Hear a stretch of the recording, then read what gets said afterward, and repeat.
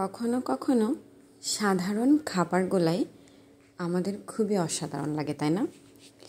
আর যখন কিছু খেতে মন চায় না, তখন এই সাধারণ খাবারকে রান্না করলে আমার মনে হয় ভালোই লাগে, খারাপ লাগে না তেমন একটা।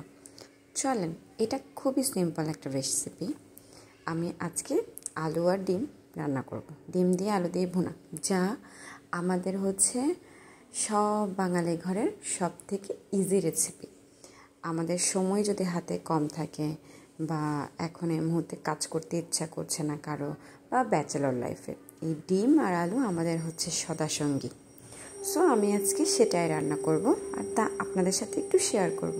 চলেন না, এই রান্না তো আপনারা সবাই পারেন, আজ না হয় একটু গল্পই করি। সো আমি এখানে আমাদের জন্য রান্না করছিলাম ডিম আর আলু। ডিম আলু এগুলো আমি আগে থেকেই রেডি করে নিয়েছি। আর এই যে ডিমটা আমি ভেজে তারপরে একটা বলে উঠিয়ে রাখবো। অত বেশি ভাজা ভাজা হয়ে গেলে না কেমন জানি শক্ত হয়ে যায়, ওভাবে আমি ভাজি না, একটু হালকা করে ভেজে নিয়েছি। তারপর আমার এই রান্নার আগে একটু গরম মশলা তেলে দিলে স্মেলটা খুব ভালো লাগে। সো আমি এখানে এলাচ, দারচিনি, তেজপাতা, লবঙ্গ সামান্য পরিমাণে আগে তেলে ছেড়ে নিয়েছি। দেন পেঁয়াজ কুচিটা দিয়ে দেবো এখন। আর পেঁয়াজ কুচিটা সুন্দর মতো ভেজে নেব, একদম ব্রাউন ব্রাউন করে। এই যে দেখেন, আমার পেঁয়াজটা অনেকটাই ভাজা ভাজা হয়ে এসেছে। আচ্ছা, আপনাদের যখন খেতে ইচ্ছে করে না কিছু, তখন কি আপনারা আমার মতো এরকম সাধারণ সাধারণ রেসিপিগুলো রান্না করেন? তখন জানায়েন তো আপনারা কি কি রান্না করেন। অনেক তো বলি আপনাদেরকে একটু শেয়ার করতে, কেউ তো কিছু তেমন একটা বলেন না, একটু শেয়ার করিয়েন। আচ্ছা, এই যে আমি আমার ভাজা পেঁয়াজের মাঝখানে এখন আলুটা দিয়ে দিয়েছি। আলুটাও হালকা একটু ভাজা ভাজা হয়ে গেলে সেখানে আমি দিয়ে দিয়েছি মরিচের গুঁড়া, হলুদের গুঁড়া, হালকা জিরা ধনিয়ার গুঁড়া, আর ইউজ করেছি রাঁধুনি মুরগির মাংসের মশলা, হালকা খুবই একটু দিয়েছি, একদম যাতে স্মেলটা একদম একটু ফ্লেভারটা একটু চিকেন চিকেন কারির একটা স্মেল আসে, এরকম আর কি। এখন ভাজা ভাজা হয়ে গিয়েছে আমার এটা। দেন নেড়ে চেড়ে আমি এর মধ্যে ডিমটা দিয়ে দিব। একটু কষিয়ে নেবেন ভালো করে, যাতে কাঁচা মশলার গন্ধটা চলে যায়।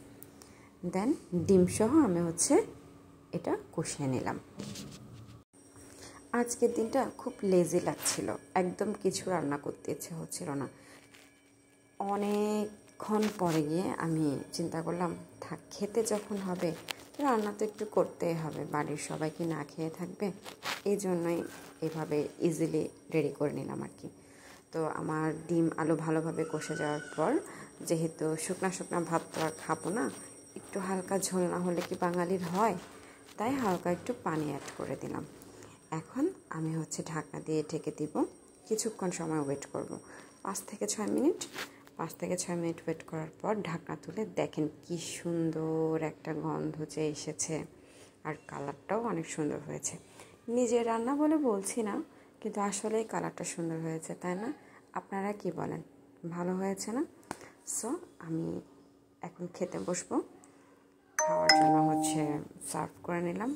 অবশ্যই এখন তো আর খেতে বসছি না, খাওয়া তো হয়ে গিয়েছে, রেসিপিটা আপনাদের সাথে পরে শেয়ার করলাম। এই আমার ডিম আলু দিয়ে কারি। দেখেন তো কার কার পছন্দ হয়েছে, জানায়েন কিন্তু কেমন হলো। ওকে।